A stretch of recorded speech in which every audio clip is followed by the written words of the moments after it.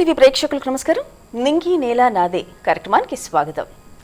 మనలో చాలా మంది మీ హాబీస్ ఏంటి అనంటే ముందుగా వచ్చే ఆన్సర్ ఏది? ఎస్, పాటలు పాడడం అండి, అలాగే పాటలు వినడం అండి అంటుంటారు. ఎస్, పాటలకు అలాంటి ప్రత్యేకత ఉంది. మ్యూజిక్ ఇస్ డివైన్ అని ఊరికి అనలేదు. సో పాటలు అందరూ పాడతారు, కానీ రాగయుక్తంగా శ్రోతలు మెచ్చే విధంగా పాడడం అంటే అది భగవంతుడిచ్చిన వరంగానే భావించాలి. మరి ఎన్నో రకాల ఆధ్యాత్మిక పాటలు, అలాగే సినిమా పాటలు, లలిత గీతాలు, జానపదాలు, ఇలా ఎన్నో రకాల పాటలు పాడుతూ దేశ విదేశాల్లో తన గాత్రాన్ని అందరికీ కూడా పరిచయం చేస్తూ ఎంతో అభివృద్ధి చెందారు, మంచి పేరు తెచ్చుకున్నారు. అలాగే అవార్డ్స్, రివార్డ్స్ కూడా పొందిన గాయని రూపాకుల నాగేశ్వరి గారు ప్రస్తుతం మన కార్యక్రమంలో ఉన్నారు. ఆవిడతో మాట్లాడి బోల్డని పాటలు పాడించుకుందాం. నమస్తే అండి. నమస్తే. బాగున్నారా నాగేశ్వరి గారు? బాగున్నాను అనేది కూడా చక్కగా రాగయుక్తంగా చెప్తారేమో అనుకున్నాను. సరే, మిమ్మల్ని పరిచయం చేసుకునే ముందు ఒక మంచి పాటతో కార్యక్రమాన్ని మొదలు పెడదాం. మొదటగా అమ్మవారి పాటతో మొదలు పెడతాం. హిమగిరి తనయే హేమలతే, హిమగిరి తనయే హేమలతే, అంబైశ్వరి శ్రీలలితే, మామవ హిమగిరి తనయే హేమలతే, అంబైశ్వరి శ్రీలలితే, మామవ హిమగిరి తనయే హేమలతే. చాలా చాలా చాలా చాలా బాగుంది. అసలు నాగేశ్వరి గారు, అసలు మీ బ్యాక్గ్రౌండ్ ఏంటి? ఎక్కడ పుట్టారు? మీ ఫ్యామిలీ బ్యాక్గ్రౌండ్ ఏంటి? నేను పుట్టి పెరిగిందంతా నెల్లూరులోనేనండి. నెల్లూరు ఎస్పి బాలసుబ్రహ్మణ్యం గారి ఊరని చెప్పొచ్చు. నేను చదువుకున్నది ఏబిఎం గర్ల్స్ హై స్కూల్లో. అక్కడ శైలజ, ఎస్పి శైలజ, నేను ఒకటే స్కూల్లో చదువుకున్నాము. 4 ఏళ్ల పాటు మేమిద్దరం కలిసి డ్రామాలు, డ్యాన్సులు అన్నిటిలో పార్టిసిపేట్ చేశాము. తర్వాత తన దారి తనది వేరైపోయింది, నా దారి నాది వేరైపోయింది. అలా. మీరు ఎంతమంది సిస్టర్స్, బ్రదర్స్? మేము 5 మంది, ఒక అన్నయ్య, 4 అక్క చెల్లెళ్ళము. అందులో నేను చివరి దాన్ని. మా నాన్నగారు డెప్యూటీ ఇన్స్పెక్టర్ ఆఫ్ స్కూల్స్గా పనిచేసేవారు. అమ్మ కర్ణాటక సంగీత విద్వాంసురాలు. నాన్న పేరు శేషయ్య, అమ్మ పేరు సుభద్రమ్మ. అమ్మ నుంచే నాకు సంగీత వారసత్వం వచ్చింది అనుకోవచ్చు. అమ్మ చాలా పాడేవాళ్ళు. అంటే బాలసుబ్రహ్మణ్యం గారి నాన్నగారు పండితారాధ్యుల సాంబమూర్తి గారు భిక్షాటనాపూర్వక త్యాగరాజోత్సవాలు చేసేవారు. అందులో అమ్మ లోకల్గా ఉన్న టాలెంటెడ్ వాళ్ళకి కచేరీలకి పిలిచేవాళ్ళు అనమాట. అందులో అమ్మతో కలిసి నేను కూడా ఆ కచేరీల్లో పాడేదాన్ని. అలా కొద్దిగా అలవాటైంది బాగా. ఎలా అయినప్పటికీ కూడా ముందుగా మనకు ఫస్ట్ గురువు ఎవరైనా ఉన్నారు అంటే అమ్మే ఉంటుంది. ఓకే, సో అమ్మ దగ్గర మీరు మొదటగా నేర్చుకున్న శ్లోకం కానీ పాట ఏమైనా గుర్తుందా మీకు? అలా ఏం లేదు, గీతాల దగ్గర నుంచి అమ్మ బాగా. అప్పట్లో అంటే ఇప్పట్లాగా గారాబం చేసి ఎవరు చెప్పేవాళ్ళు కాదు. మొట్టికాయలతోనే సంగీతం మొదలయ్యేది. మనకు నచ్చినా నచ్చకపోయినా మనము ఖచ్చితంగా అమ్మ దగ్గర నేర్చుకోవాలి. గీతాలు లంబోదర లకుమికర, తర్వాత మోహన గీతం, అట్లా సరళి స్వరాలు, జంట స్వరాలు, హెచ్చుస్థాయి స్వరాలు, అట్లా పద్ధతిగానే నేర్చుకున్నాను సంగీతాన్ని. Okay, very good. ఎవరు మీ సంగీత గురువు? సంగీత గురువు అంటే అమ్మనే. నేను ఇంకెవరి దగ్గర నేర్చుకోలేదు. తర్వాత అంటే నేను ఈ సంగీతం, మా అమ్మ నా 18వ ఏట చనిపోయారు. దాని తర్వాత నేను మ్యూజిక్ కాలేజీలో చేరి వీణలో సాధన చేస్తున్నప్పుడు మా సార్ అడిగారు అనమాట, గొంతు బాగుంది కదా ఎగ్జామినేషన్కి వెళ్ళమంటే. అప్పుడు సర్టిఫికేట్ ఎగ్జామ్ పాస్ అయ్యాను. దాని తర్వాత రమామోహిని బాయ్ అనే ఒక ఆమె దగ్గర నేర్చుకొని డిప్లొమా చేశాను, మ్యూజిక్ డిప్లొమా చేశాను. వీణలో సర్టిఫికేట్ ఎగ్జామ్ పాస్ అయ్యాను నేను. అట్లా ఇప్పుడు కర్ణాటక సంగీతంతో పాటు ఇన్స్ట్రుమెంట్ కూడా నేర్చుకున్నారు? ఇన్స్ట్రుమెంట్ కూడా నేర్చుకున్నాను. సో విత్ ఇన్స్ట్రుమెంట్ అలా పాడుతూ ఉంటారా ఇప్పటికీ కూడా? లేదండి, అంటే నా ఉద్యోగ రీత్యా నేను దాదాపు 23 ప్లేసెస్ తిరగాల్సి వచ్చింది. మీరు బ్యాంక్ ఎంప్లాయీ అని కూడా విన్నాము. నేను స్టేట్ బ్యాంక్ లో వర్క్ చేశాను. సో 28 ఏళ్ల పాటు స్టేట్ బ్యాంక్ లో వర్క్ చేశాను. అక్కడే? లేదు, ఒకే ప్లేస్ లో చేయలేదు. నేను దాదాపు 22 ప్లేసెస్ లో పనిచేశాను. అంటే మా హస్బెండ్ కూడా స్టేట్ బ్యాంక్ ఆఫ్ ఇండియాలో ఆఫీసర్ అనమాట, ఓకే. డీజీఎంగా పనిచేశారు. సో అందుకని ఆయన మూలంగా నేను అన్ని చోట్ల ట్రాన్స్ఫర్స్ అడిగి వెళ్ళడం వల్ల the rolling stone gathers no moss అని ఉంది, బట్ ఒకే చోట ఉండలేకపోయేవాళ్ళము అలా. సో బ్యాంక్ని మేనేజ్ చేస్తూ, అంటే మీ వృత్తిని మేనేజ్ చేస్తూ మళ్ళీ సంగీత కచేరీలు కానీ ఇలా పాడటం కానీ ఎలా టైంని మీరు బ్యాలెన్స్ చేసుకునేవారు అసలు? ఇష్టం అంతే, ప్యాషన్. దానికి ఒక ఆన్సర్ అని చెప్పలేము. ఎందుకంటే చెయ్యాలి అనుకున్నప్పుడు తెల్లవారుజామున లేచి ఒక గంట సేపు ప్రాక్టీస్ చేసుకొని, లేదా ఎవరైనా ఈరోజు పాడమని అడుగుతున్నారంటే ఒక 4-5 పాటల చూసేసుకొని వెళ్ళిపోయి మొత్తం వంటంతా చేసేసి పిల్లలకి క్యారియర్ సర్దిచ్చేసి మామగారిని చూసేసుకొని, అంటే ఎందుకంటే మా హస్బెండ్ ఎక్కువ బయట ప్లేసెస్లో వర్క్ చేశారు, అందుకని నాకు అది కుదిరేది కాదు. అయినా సరే కుదిరించుకునేదాన్ని అంతే. సో ఇక్కడ ఈ ఇన్లాస్ సపోర్ట్ ఎలా ఉండింది? ఇన్లాస్ అంటే మా మదర్ ఇన్లా లేరు, మా ఫాదర్ ఇన్లా ఉండేవారు. పాపం ఆయన వీలైనంతలో చూసుకునేవారు, కానీ మగవాళ్ళకి అంత ఉంటుంది అనుకో, మనమే వాళ్ళని చూసుకోవాలి, వాళ్ళు మనల్ని చూసుకునే కన్నా. సో పిల్లల్ని చూసుకుంటూ ఇంకా ఉద్యోగం చేస్తూ చెయ్యాలి, పాడాలి, ఇష్టం అంతే. ఓకే. సో మొదటగా మీరు చక్కటి పాట నేర్చుకొని ఒక కచేరీలో ఇచ్చుంటారు, అరంగేట్రం అనేది చేస్తుంటారు, ఎక్కడో చేస్తుంటారు కదా మీ ఫస్ట్ కచేరీ, మీ ఫస్ట్ సాంగ్ అనేది. అది ఎక్కడ, ఎప్పుడు, ఏ పాట? కచేరీ లాగా కాదు కానీ ముదివర్తిపాళెం అనే ఒక చోట నేను మా అక్క కూడా పాడతారు, అనురాధ అని ఉండేది, ఇప్పుడు లేదు తను నేను కలిసి ముదివర్తిపాళెం అనే ఒక చోట మా నాన్నకు తెలిసిన హెడ్ మాస్టర్ స్కూల్లో పెట్టించారు ప్రోగ్రామ్. అది నేను ఫస్ట్ పాడిన, అంటే కొంచెం పెద్ద రేంజ్లో, అంటే 14-15 ఏళ్ళప్పుడు పాడిన పాట, అంటే ఒక పెద్ద ప్రోగ్రామ్గా పాడిన పాట. అక్కడ దగ్గర 400-500 మంది స్టూడెంట్స్ ఉన్నారు అప్పుడు. సో దానిలో పాడినది. అప్పుడేవో వచ్చేవి కదా, తొలి సంధ్యా వేళలో, తొలి పొద్దు పొడుపులో పాడిన పాట. తొలి సంధ్యా వేళలో, తొలి పొద్దు పొడుపులో, తెలవారే తూరుపులో వినిపించే రాగం భూపాలం, ఎగిరొచ్చే కెరటం సింధూరం. తొలి సంధ్యా వేళలో, తొలి పొద్దు పొడుపులో, తెలవారే తూరుపులో వినిపించే రాగం భూపాలం, ఎగిరొచ్చే కెరటం సింధూరం. చాలా బాగుంది, బేస్గా ఉంది మీ వాయిస్. అంటే కర్ణాటక సంగీతం నేర్చుకోవడం వల్ల ఏమో ఎక్కువ భాగము మాకు అది కంఫర్టబుల్గా ఉంటుంది. అంటే సినిమా పాటలు కూడా పాడతాను, చాలా హైపిచ్చి పాడతాను. ఇప్పుడు మీరు అన్నారు ఫస్ట్ పాట నేను ఇలా 14-15 ఇయర్స్లో అక్కడ పాడాను అని. ఆ తర్వాత మీ సంగీత జర్నీ ఏమిటి అసలు? ఎక్కడ పాడారు అండ్ బయట దేశాల్లో కూడా పాడారని విన్నా. తర్వాత నేను మా అక్కతోనే యువవాణి రేడియో కార్యక్రమాలు అన్నింటిలో పాడాను, ఆకాశవాణి వాటిల్లో అంతా పాడేదాన్ని. తర్వాత బ్యాంక్లో జాబ్ వచ్చేసింది. బ్యాంక్లో జాబ్ వచ్చాక బ్యాంక్లోనే కాంపిటీషన్స్లో వాటిల్లో పాడుతుండేదాన్ని. పక్కన ఎక్కడైనా ప్రోగ్రామ్స్ వచ్చినప్పుడు వెళ్ళి పాడుతుండేదాన్ని. దాని తర్వాత కొన్ని రోజుల తర్వాత నాకు ట్రాన్స్ఫర్స్ అయ్యాయి, నేను తిరుపతికి ట్రాన్స్ఫర్ కావడం జరిగింది. అప్పుడు అన్నమాచార ప్రాజెక్టు, అంటే పాడుతున్నాను కాబట్టి అన్నమాచార ప్రాజెక్ట్, అంటే నేను బ్యాంక్లో 6 years కంటిన్యూస్గా సర్కిల్ ఫస్ట్ వచ్చాను లలిత సంగీతంలో. అంటే అప్పుడు ఏవేవి అవైలబుల్ ఉంటే అన్నిటిలో పార్టిసిపేట్ చేసేసేవాళ్ళం అనమాట. అవకాశం ఏ దొరికితే, ఎందుకంటే నాకు విడిగా వెళ్ళి ప్రోగ్రామ్ చేసే ఇది పాసిబిలిటీస్ తక్కువ ఉన్నాయి కాబట్టి నేను ఏదేది అవైలబుల్ ఉంటే దాన్ని అంతా యూజ్ చేసుకున్నాను అని చెప్పొచ్చు. ఓకే.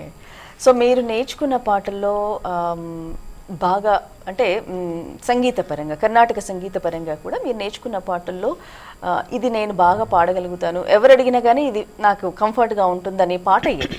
సారసదళ నయనానను సరగుణ బ్రోవగరాద, సారసదళ నయనానను సరగుణ బ్రోవగరాద, సారసదళ నయనా.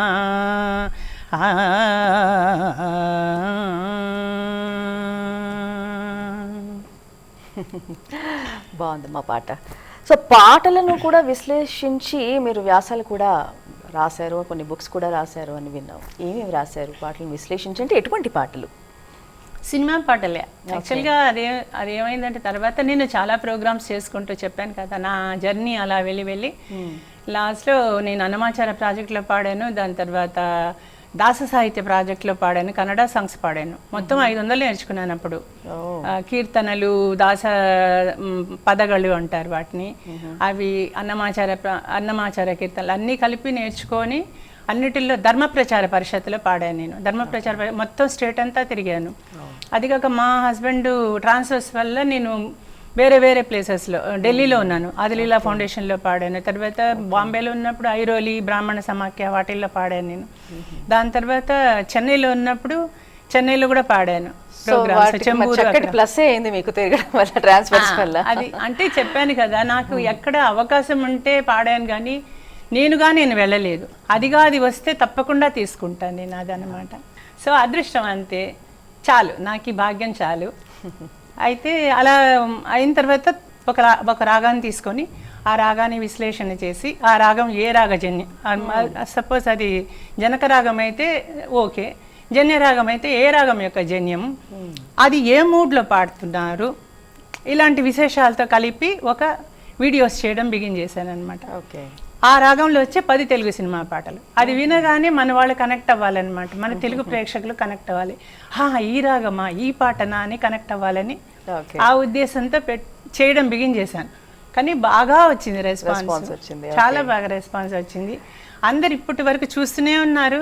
అమ్మ నమస్కారం, ధన్యవాదాలు. మీరు నేనేమి కొత్తగా చేస్తున్నది, ఆల్రెడీ కీరవాణి గారు, ఇళయరాజా గారు, రెహమాన్ గారు, పెండ్యాల గారు, ఘంటసాల గారు వీళ్ళందరూ చేసిన దాన్ని నేను కొంచెంగా క్రోడీకరించి ఒక పద్ధతిలోకి తీసుకొచ్చి ఒక 10 పాటలని నేను చెప్తున్నాను అంతే.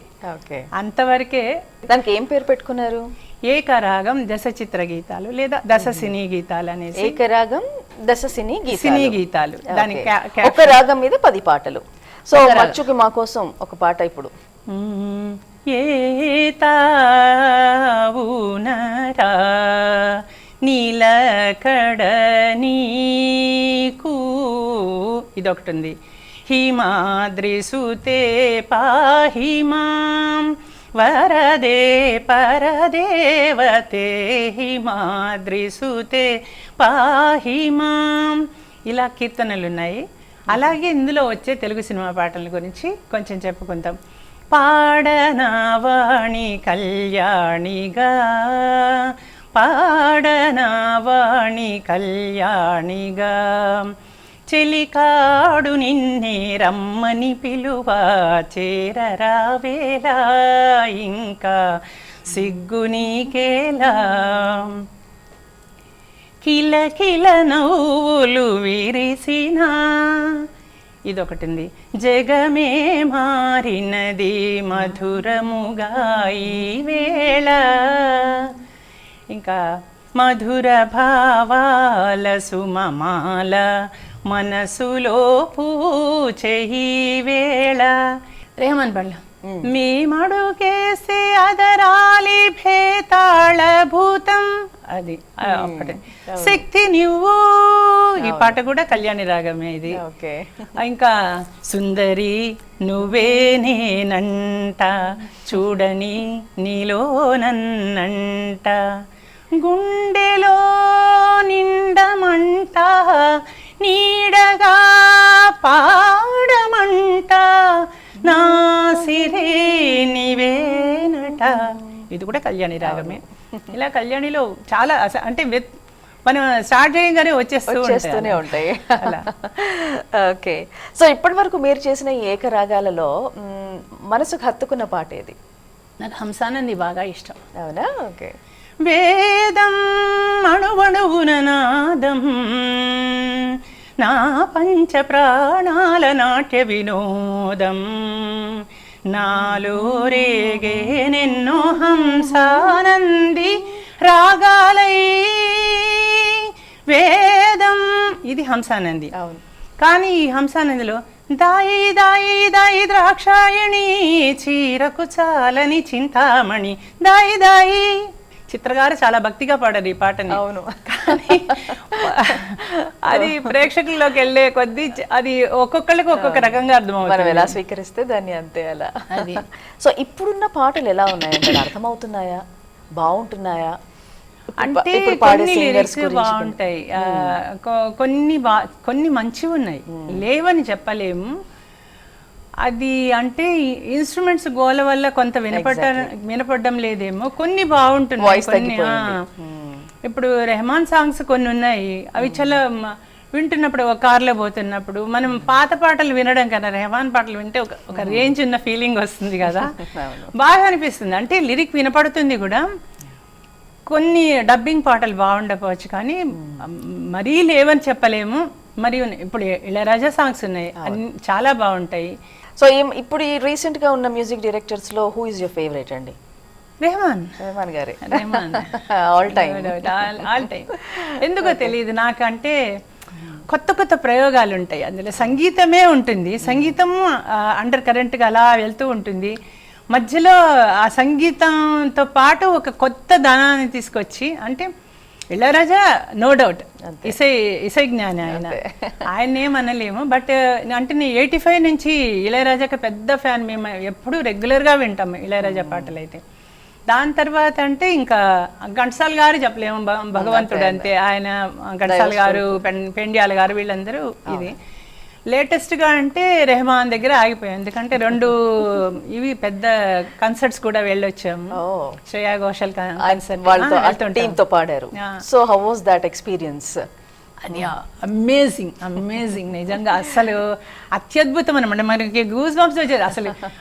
అని ఎత్తగా అది అంటే స్టేజ్ని మేనేజ్ చేసే విధానం, అన్ని ఇన్స్ట్రుమెంట్స్ మధ్య అలా పాడుతుంటే మనకి నిజంగా లోపల నుంచి ఒక ఆనందం పెళ్ళిపుకుతుంది అంటారు, అలా ఉంటుంది. నాకు ఏ పాట పాడారు ఆయన కన్సర్ట్ లో? ఇనుములో ఒక హృదయం మొలిచెనే అదొకటి, తర్వాత నెంజికుళ్ళే, గుంజుకున్నా నిన్నే ఎదలోకి, అసలు ఎన్ని పాటలు ఉన్నాయో చెప్పలేని. సో మీకు వచ్చిన అవార్డ్స్, రివార్డ్స్ గురించి ఒక్కసారి. అవార్డ్స్ అంటే మధురగాన కళ్యాణి అని, శ్రీకృష్ణ స్వరరాగ స్రవంతి అంటే ఇస్తామంటారు.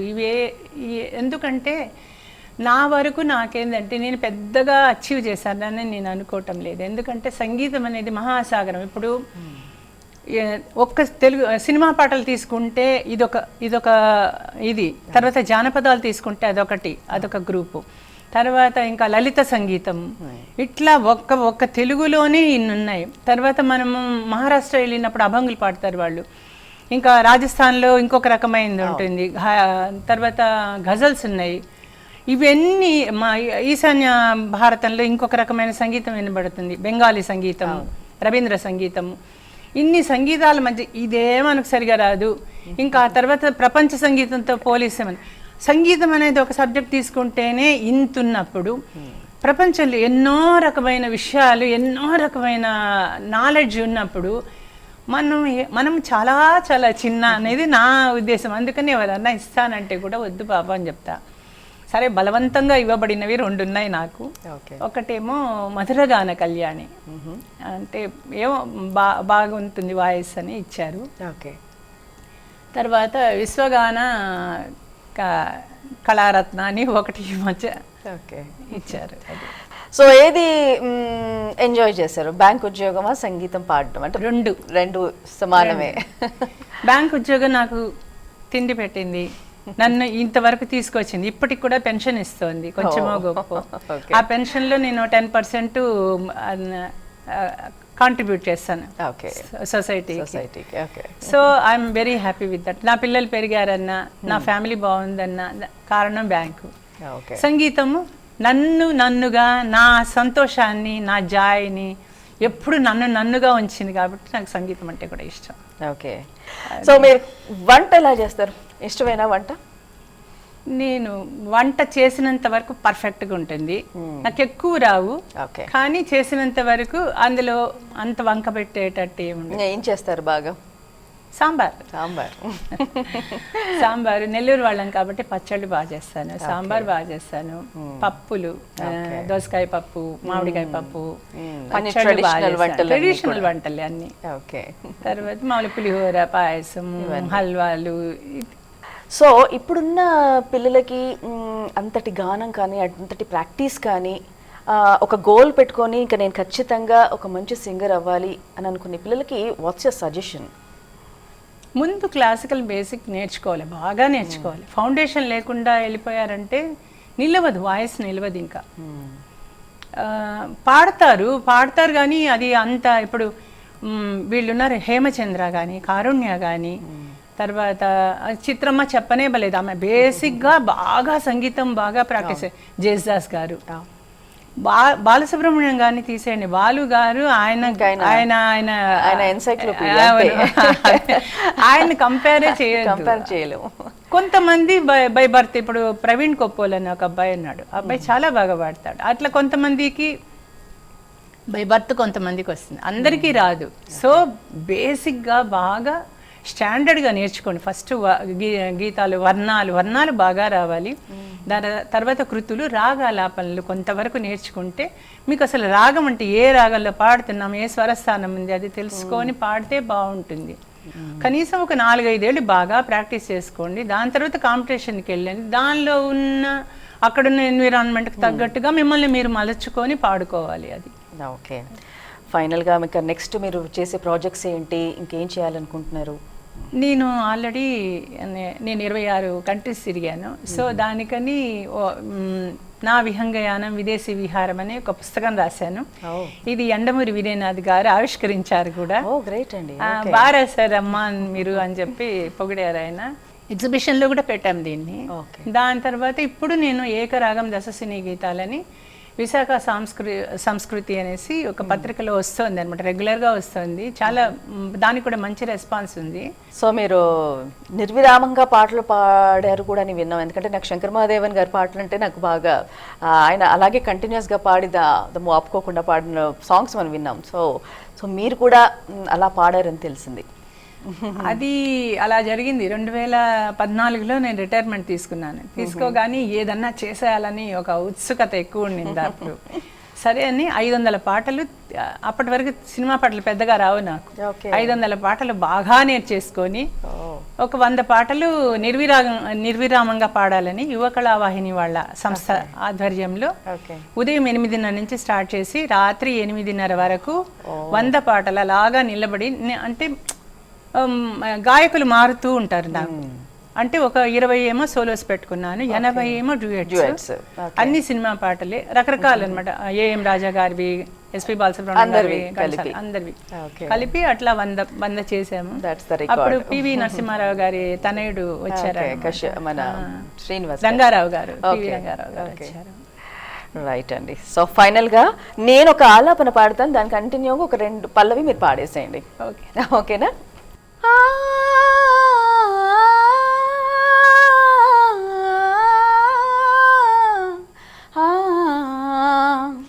హాయి హాయిగా మని సాగే సోయగాల గనవోయి సఖా, హాయి సఖా, హాయి హాయిగా ఆమని సాగే. సూపర్, వెరీ గుడ్ అండి. That's wonderful interview with you Nageswari garu. చాలా చక్కగా మంచి పాటలు వినిపించారు. అండ్ మీ ఏకరాగం అనేది కూడా కాన్సెప్ట్ చాలా చాలా బాగుంది. ఇంకా నిర్విరామంగా ఇలాగే మీరు కొత్తవన్నీ కూడా క్రియేట్ చేసి ఇంకా మా సింగర్స్ అందరికీ కూడా ఉపయోగపడేలా ఇంకా మంచి చేయాలి, ప్రాజెక్ట్స్ చేయాలని కోరుకుంటున్నాం. థ్యాంక్ యూ సో మచ్ అండి. Thank you. వెల్, చూసారు కదా ఇవాళ నింగి నేల నాదే ప్రత్యేక కార్యక్రమంలో the beautiful singer Rupakula Nageswari గారి పాటలు అలాగే మాటలు కూడా మీ అందరినీ ఎంతో అలరించాయని కోరుకుంటూ మరో స్పెషల్తో మళ్ళీ కలుద్దాం. అంటిల్ దెన్, నమస్తే.